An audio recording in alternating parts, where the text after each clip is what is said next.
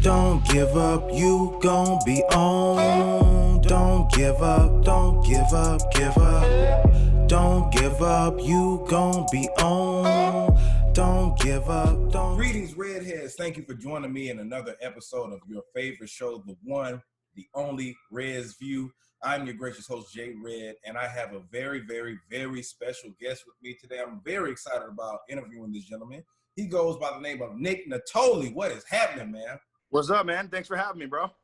Hey, man, it's a pleasure to be interviewing an artist of your caliber, man. I can't wait to dive into everything, listen to your music. Excited, like I said, and we're about to go in, man. How you doing? How you living? I'm good, man. I'm feeling good today. That's what's up. That's what's up. Yeah, man. So let's go ahead and dive into it, man. So how long have you been doing this? Well, what I'm doing right now, I've only been doing for like 2 years, which is my artist project. But as far as music, since I rolled out of my mama's womb, man, I've been doing music since I grew up. But I got cast on a TV show called Bravo's Platinum Hit when I was 22. It was kind of like a reality show, like an American Idol for songwriters. And then ever since then, that's been my foot in the game, and I've just been trucking ever since. Okay. So you got into that first before. Yeah. Okay, got you. Okay, because I didn't know how that was working. So yeah, so let's go ahead and dive into that now. So how did you get on Bravo TV? Everybody needs to pay attention if you hadn't watched it already. It's called Platinum. What's it called? Platinum Hit. Platinum Hit. Yep. Yeah. How did you get that gig on there, man? So there was an open call audition in Hollywood at the Musicians Institute. My mama let me know about it. A friend of hers emailed her, and then all of a sudden I auditioned for them. I played live guitar, sang my songs, and they loved me. They chose me for it, and then the rest is history, man. I got on national TV with that. Yeah. And what year was that? That was 2011. 2011, man. Mm-hmm. So, yeah, so you get on there. How did it feel to know that you were about to be on TV, national TV, on the TV man. show? It was crazy, bro. It was crazy. I mean, to know that I was going to be seen by that many people, it was nerve-wracking, but it's also like my dream to get in front of that many people and share my music. So it was a blessing. They had a ton of people on there that are legends. You know, I got to meet Donna Summer, Ryan Tedder, Jermaine Dupri was on. They had a ton of celebrity guests. So it was like a real dream come true. Yeah. So walk us through that, man, because a lot of people, because I work in the film industry as well, and a lot of people understand the 12-hour days, the 14, 15, 16-hour days that you go through that, you know what I'm saying? So explain to them how that process is, the filming process. Man, it was grueling. I mean, to be honest with you, bro, we worked 12-hour days, talk about 16 to 18-hour days. It was nonstop, barely getting any food, living off Red Bull. And there was a real pressure to shoot this thing at a certain time capacity. They wanted to get it shot within 3 months. We didn't do that. It ended up being 6 months of shooting. But, you know, we were all living together. All the contestants were living together. We were not allowed to have cell phones. We were not allowed to have any contact with the outside world, no internet, none of that, because we were supposed to be creating songs basically out of our head without any sort of motivation or inspiration, which, you know, was hell. So it was tough, man. It was really tough.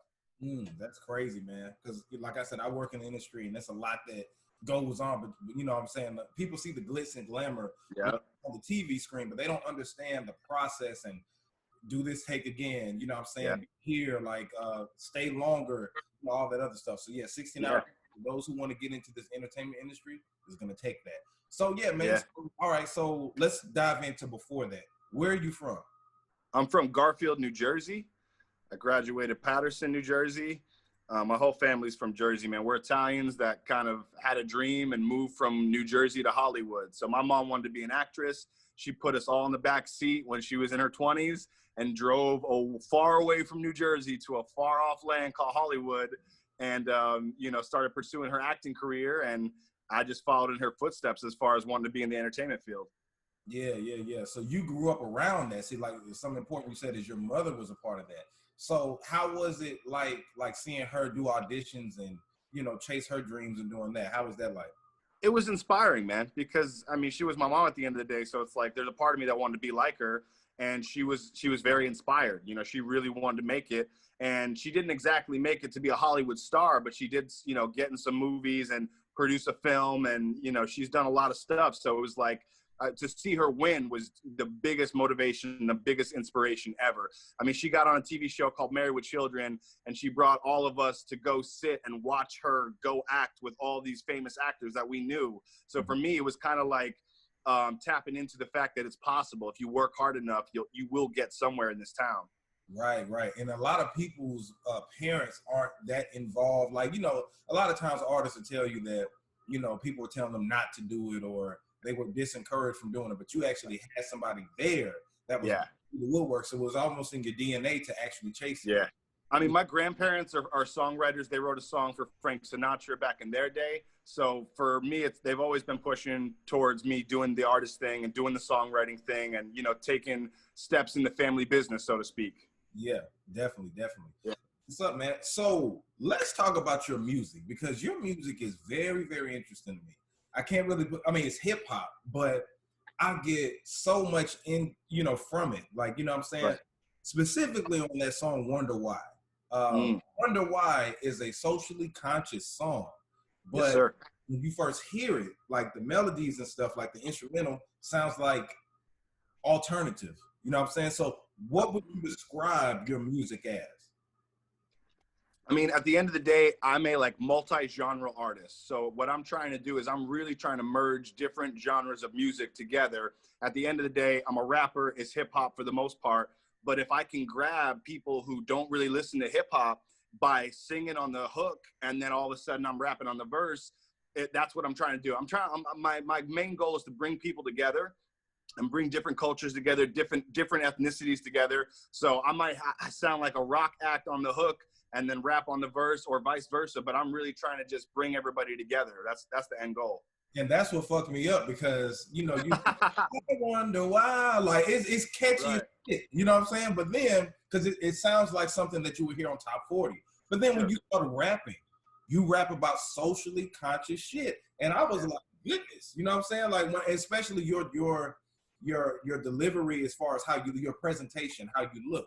If I look at that, I would be expecting maybe some EDM, but you fuck them up once you start rapping socially conscious. So how important do you think it is to be socially conscious in today's day? Very, very important. That's what I'm trying to get everybody else to be by being such a socially conscious person myself. At the end of the day, man, I'm trying to raise eyebrows. I'm definitely trying to stir the pot. I'll admit that right here. You know, I have lines and songs that are meant to, you know, grab your ears and go, wait, what was that? You know, because for me, my favorite artists are artists like Eminem and Michael Jackson and Tupac Shakur, people that really, you know, went against the grain, talked about some real shit, and, you know, tried to stir the pot a little bit, tried to be controversial, so that people saw more of their message. At the end of the day, it's a reach to just get more people involved and listening to my music. Right. Yeah, definitely. So would you say that artists like Tupac and maybe, you know, Dead Prez, or just political figures, you know what I'm saying? Like, this influence your style a lot? Big time. I'm a huge Dead Prez fan. I'm a huge fan of anybody who, you know, had the government trying to get rid of their album. I mean, that's basically who I'm messing with. You know, I'm not really about the foo-foo pop stuff. At the end of the day, it's cool. And I still make foo-foo pop for other people when I'm doing the writing and production stuff. But as far as my stuff, I'm really trying to, like I said, raise eyebrows and get people's ears to bleed. You know what I mean? I want people to really be affected by my music. Right, definitely. Because I hear a lot of that. I hear Kendrick Lamar, you know what I'm saying? I hear Tupac, but it's like, it's very good to hear that type of breath of fresh air in our genre of hip hop. Because like I said, the hook is catchy as shit, and it could be on Top 40, but that's how you bring them in. You reel them in, right. And then you make them listen to what's going on. So with everything that has happened, like the last year, 2020, with George Floyd and Breonna Taylor, is that what inspired you to make a song like that, or did you write that song before that happened?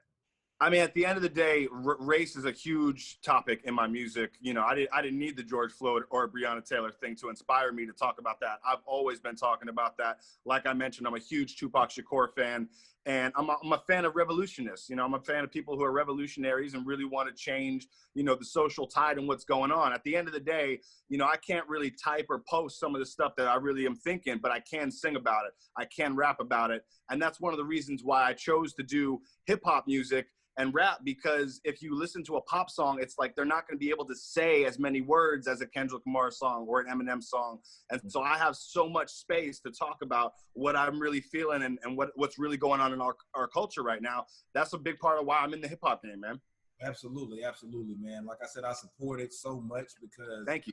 You know, as far as the conscious, like if I say I'm a conscious rapper, very few people can get away with it nowadays, especially on the mainstream level, because unless you're like J. Cole or Kendrick Lamar, because they're able to kind of fuse it in there, you know what I'm saying? But you do a real good job with it. So thank you. With you being an artist, a songwriter, as I would say, you work with different artists. Can you name some artists that you work with?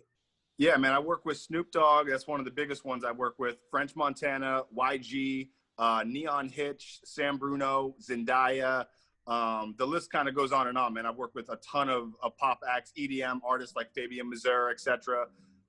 And my thing with that is I've always tried to stretch out what I can write for, who I can write for, and be multi-genre in the songwriting and production game. So like I'm working with Snoop, I got a hip hop record with him, and then I've got an EDM record with another cat. It's like, for me, I'm trying to make a statement with, you know, my diversity with what I'm doing with the songwriting and production, same way I'm doing it with the artist project.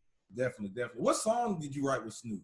What song? I've done four with Snoop. One of them's called "Go For It" with Corey Feldman, that actually hit Billboard. I've done another one with him called "Rude" by Kendra Black. God, I need to like go through my own discography right now. What else have I done with Snoop? Oh, I did a song with him with an artist named Celine Stone. And then I did another song with him where he gave me a vocal shout out in the music video called "Fire" by a girl named Skylar Chisel, who was an artist that we were just kind of developing and working with. And eventually Snoop caught the likes of it, wanted to hop on the record, and he gave me a shout out vocally. So it's been a blessing, man. He's one of the best and coolest dudes in the game. Absolutely. Snoop is an icon, legend. Yeah, big time. Yeah, I don't think there's anybody, as far as on a popularity, you know, aspect, no more. He's hip hop's poster boy. You know what I'm saying? Everybody knows him. So that's what's up. So when we talk about your songwriting skills, it led you to be on Warner Chappell Music. Yep. How did that situation happen? So I was writing with an artist, a well-known artist who's worked with like Bruno Mars and Sia, named Neon Hitch. And so we were working together, and in the middle of us working together, I was seeking a publishing deal. I was trying to get signed to a label, and I kind of caught their ear with the song that we did called "Don't Talk About It" that hit like 5 million views on YouTube. And that angled me into a position where I could kind of talk to them about a deal. And I got signed to a 3-year deal with Warner Chappell Music Publishing and a company called Bump Into Genius Music. And that kind of allotted me to be an artist and start doing what I wanted to do. They signed me as an artist, a producer, and a writer. So I had a lot of hats to wear, and I wasn't going to disappoint them. So it's been 2 years now that my music project's been out, and it's doing amazing. So it's been a very blessed past couple of years, man. Absolutely. And I've been seeing that your posts, like your videos that you put up, has been getting a lot of views. Big time. And one thing that stands out about you as well is your like eccentric type of presentation, you know, with the rainbow stuff. I mean, you don't have the rainbow hair right now, but how did you you did that to make you stand out more, or like what was the inspiration behind that? Yeah, man, 6ix9ine bitch stole my look, man.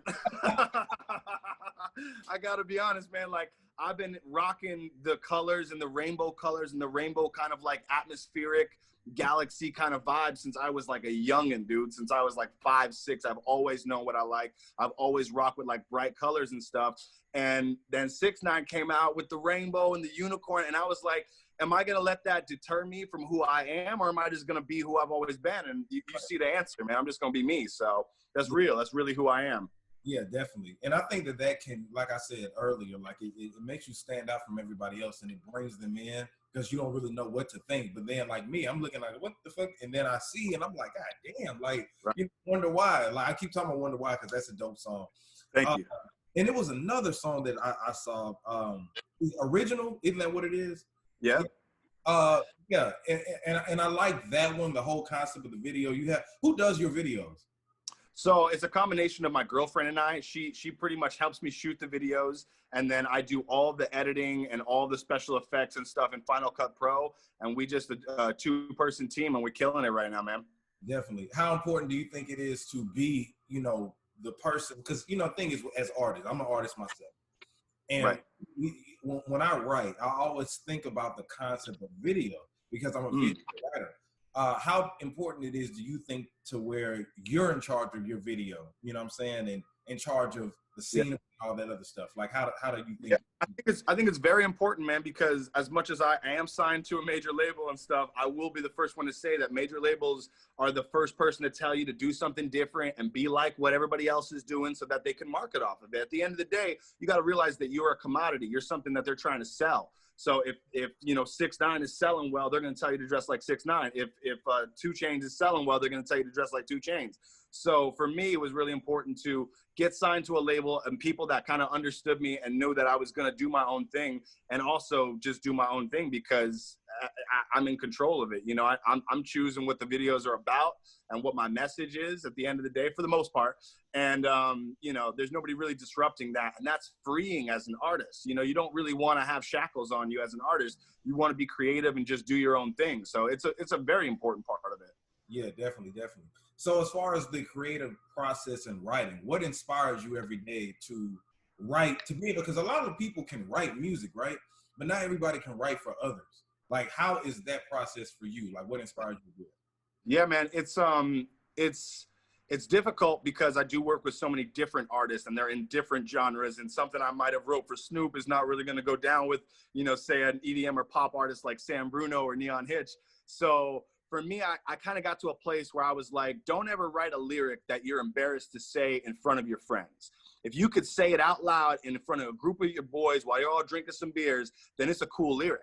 And that has kind of transcribed to where I'm at now. I mean, I hate to sound egotistical, but I don't write whack lyrics. Like, for the most part, everything that comes out is dope because everything is something that I would say to my boys or I would say out loud. You can kind of tell what's not going to work when you say it out loud. You know what I mean? You kind of, you have that little sensor of like, oh, this is kind of whack. Or if you're on the fringe about something, then don't use that. You know what I mean? Do something that you're like, oh, I felt that shit. You know what I mean? Yeah, definitely. So, you know, if you grew up to like the conscious rapping, you know, different R&B and, you know, just a whole bunch of stuff like back in the 90s, do you think that the game is missing anything nowadays? Like, do you look back and be like, man, you know, I want to write to change the way the music industry is and all that? Like, what do you feel like is missing today? Yeah, man. I mean, I think that we're still in shackles. We're still in chains a little bit as far as not breaking out and just doing what we feel and doing what we love. So for instance, there's never been an artist that's released a country album, an R&B album, and then a hip hop album. So I did that this year. I dropped an R&B album, a full on country album where I'm not, you know, rapping at all. It's real country. And then I dropped a lot of hip hop albums. So for me, I wanted to be the artist. I wish I had the artist that I am today. When I was growing up, I wish there was somebody like me, you know, who was putting out multi-genre shit and writing in different genres, because to me, that's very exciting. So I'm literally, everything that I'm doing as a fan, I wanted that. As a kid, I wanted it. So now I'm here. Yeah, definitely. You're here. And like I said, you're making an impact and everything like that. So, you know, with like, since you're a part of the reality TV world, right? Mm-hmm. Do you see the change that has happened so much to where you could have somebody like a Cardi B who could be a complete nobody, but she makes a career out of this stuff? You know what I'm saying? But reality TV is the norm these days. Did you see that happening back then? I didn't see it happening back then, but I mean, I'm obviously seeing it happen now, and there's a whole new avenue for artists now. I mean, you could literally be on The Voice, and all of a sudden, if people call in, and you know what I mean, like one good song, all of a sudden, and you're on the top of the charts. So for me, I like that because it kind of deletes the control system just a little bit and lets people get on YouTube like I did and just start, you know, rising slowly but surely. And if your music's good, people will gravitate to it. That's what Spotify's all about. That's what the internet is all about right now. So for me, it's putting the power back into the people's hands, and I'm all about that. Yeah, and I salute people like you, Cardi B, Mulatto. You know what I'm saying? Because Mulatto is it up right now. I remember Mulatto. Yeah. When I remember, I interviewed her on this show back when she was Miss Mulatto, and this was oh wow, she won the rap game. All my redheads go back in the archives and see it. But one thing that I loved about her is that she changed up her, like, she was already rapping, spitting, you know what I'm saying? But a lot of times when you come from the reality TV world, people will count you out like, oh, that's just TV, whatever. But people like you all gravitate towards, you know, and get bigger and bigger and bigger. So I salute y'all from it, man, coming from that, because everybody doesn't do that. You know what I'm saying? Because like, Thank you. Like, you know, when say if a big time rapper who hadn't had a hit in years ends up on a reality TV show, they were like, oh, he's washed up or whatever like that. But you also have newbies that come up and they're songwriters. You know what I'm saying? They're high selling artists and stuff like that. Yeah, it's an opportunity, man, for everybody. I mean, even washed up artists, if they go on a reality show today, it's like you might be able to revive their career all of a sudden. I mean, Flavor Flav sold like many, many more records than he would have if he wasn't on that show. And a whole new generation of people knew who Flavor Flav was because he was on a TV show or whatever. So it's like, you know, there's a new avenue for artists, I feel like, on TV. I was lucky to be a part of it. I'm very blessed to be on that show. I learned a lot, you know what I mean? Like they were really teaching us songwriting tips. And I'm still here 10 years after. So at the end of the day, drive is really what's going to keep you, you know what I mean, in the game and keep you having success. Yeah. So from a Nick Nittoli album, hip hop album, what can people expect to hear from that? I mean, I got a new Nick Nittoli hip hop album that I'm still kind of mixing and mastering right now. That's about to drop, I'd say, by the summertime. And this one is going to be a little bit more of my roots, which is playing guitar and singing, but still rapping. It's a lot more of like kind of alternative vibe mixed in with hip hop, but it's still a hip hop album. So as always, you can expect diversity and multi-genre, you know, music to come out, and really me mixing some stuff that's never been mixed before, man. Like I got plans to do like a Farsi, like a Persian sounding record with like Persian instruments. I've never heard that, you know, I've never heard a rap artist jump on like a real Arabic type sounding track. So it's like, I just want to switch up the norm, man. I want you to be like, what's that? You know, and then dig it. Yeah, and I give it up to artists that have came before us that gave us the opportunity, because, you know, hip-hop was just rap at one point. Yeah. But then when you had artists like Bone Thugs and Harmony, when you had artists like Nelly, Ja Rule, Kanye West, and then all of them together made a Drake. You know what I'm saying? Yeah, totally. You know, and you remember when Nelly back then was doing country records and stuff, but then that gave birth to an artist like you. So don't you salute those people who came before? Big time. I never forget where I came from. I always respect the goats who paved the way. I love Nelly. Bone Thugs and Harmony used to live above me when we first moved to Hollywood from New Jersey. They were like all up in the building, loud as hell, partying all the time. And I was like, Mama, who's that? And she's like, oh, this is group Bone Thugs and Harmony. And I would see them walking through the halls and stuff, and I was just inspired, man. I was like, wow, I'm here. You know what I mean? It's possible. You know, Bone Thugs is right upstairs. So it's like they all paved the way, man. And they're all their diversity, like you said, has created an artist like me. Like, you know, Nelly, I didn't even think about it, but Nelly has probably inspired me a ton, man. I love Nelly records. Yeah, definitely. Yeah, like I was always because I'm a melodic artist myself. I can't sing like you. Like Ren, like Nick Nittoli, because Nick Nittoli is like one of the Backstreet Boys or something like that.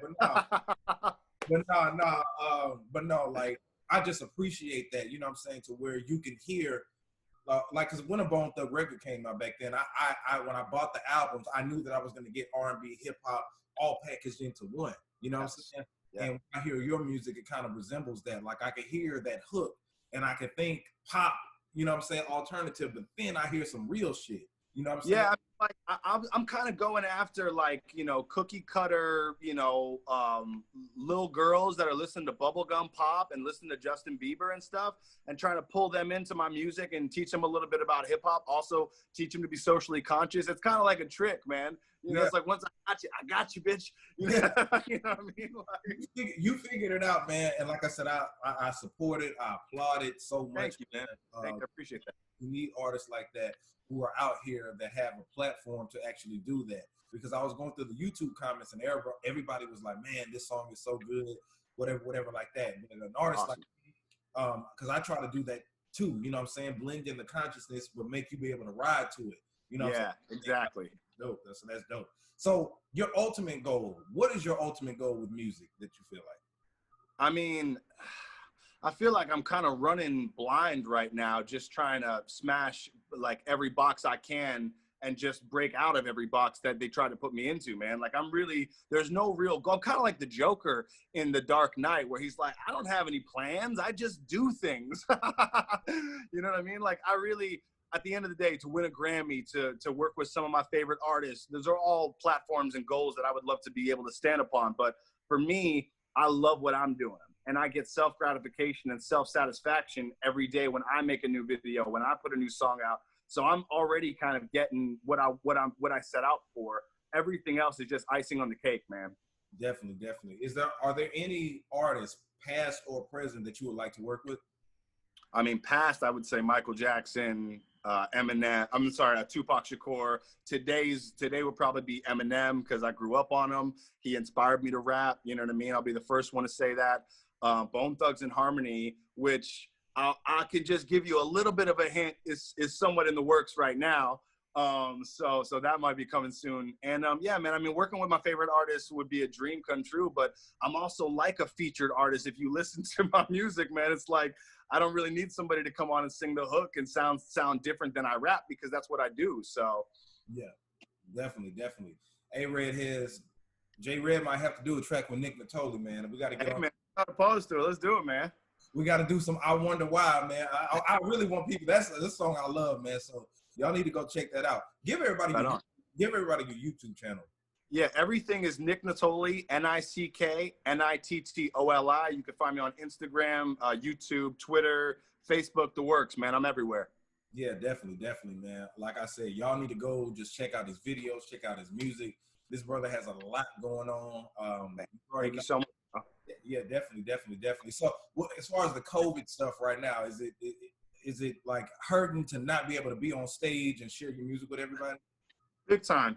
But at the end of the day, because we're doing our own music videos and I write and I produce and I mix and I master and I edit and I do all this stuff, we're really, the power's in our hands. So, the music video thing has been so consistent because of COVID. I'll be the first one to say that. I probably would be on a tour right now for the summer with some other artists, but because of COVID, it's just been music video after music video, which I'm not mad at. And obviously YouTube's not mad at. So I'm grateful, man. I'm blessed. One thing that I appreciated about COVID is that it gave everybody some time to just sit back and relax. And it gave opportunities for content creators like me, you know what I'm saying? Totally. Artists like me and you to be able to just sit down and lock down, you know what I'm saying? Yeah. It felt like the world paused for us to be able to create more content, you know what I'm saying? And I know you felt the same way. Yeah, big time. And it also gives us, something to write about. I mean, this has never happened in the history of the world. So, I mean, like what we're going through right now, we're going to talk to our kids about. It's not like we're going to forget about this. Everybody has a story to tell. You got the Black Lives Matter movement. You got what happened to George Floyd and Breonna Taylor, like you mentioned. You've got all of this stuff that's how cancel culture is new, and they're getting rid of Dr. Seuss books and some crazy shit. So it's all for an artist. It's content. We all have something else to talk about now, for sure. Definitely. Now, what advice would you give somebody? Say I'm like an inspiring writer, because you just have to be in the spotlight. You know what I'm saying? What would you advice to an upcoming artist or a writer or whatever? What advice would you give? Turn off, tune out, and drop out. And basically what that means is stop listening to everybody else, man, because that shit will hold you down so much. If you're feeling a song, if you're feeling the lyrics, that's all that matters. If you resonate with it and you're happy with what you did, then put it out and be consistent and treat this like a job as opposed to treating it like a hobby, or, you know what I mean? Like, this is a career. So you need to show up for work on time. You know what I mean? You can't be late, and you need to promote it like you're promoting, like something you would do at your job. So a lot of people forget that the music industry is an industry. So I would say stop listening to other people, because your family members, your friends sometimes can say one thing and that just deteriorates your heart, your soul, your passion. Hopefully everybody's got supportive family and friends, but I could speak on the fact that some of my friends back in the day were secretly haters, man. They're just people who were just trying to say stuff to keep me down. And that really did affect me for as long as I let it affect me. So stop listening to everybody else, believe in yourself, and believe in your God-given talent, man. The rest will work out. Hey, man, I don't think Nick Nittoli could have said it any better. I hope everybody watched this interview and got some insight. You know what I'm saying? We always get heavy hitters to come on here to Res View, and spread knowledge. And that's what we really appreciate about you, brother. Thank you again for coming on. Thank you for having me, man. This was awesome. Absolutely. Hey, man, one more time, give everybody your social media handle and all. Everything is at Nick Nittoli, Nicknittoli. You can find me on Instagram, Twitter, YouTube, the works. I'm everywhere. Hey, man, and you already know where to follow me at JAYR3D. Reds View, make sure that you go to redsview.com, get your Reds View t-shirts. Make sure that you check out all the music, all the good stuff on the YouTube channel. Subscribe to youtube.com/WeAuthenticNetwork. Hey, man, pleasure having you again. This is J Red, Nick Nittoli. Any shout outs you want to give? No, man, that's good, man. Thank you. So shout out to you for having me on, man. I appreciate it. Let's do it again. Absolutely. This is J Red from Reds View, Nick Nittoli, and we are signing out. Don't give up, you gon' be on. Don't give up, don't give up, give up. Don't give up, you gon' be on. Don't give up, don't give up, give up. Don't give up, you gon' be on.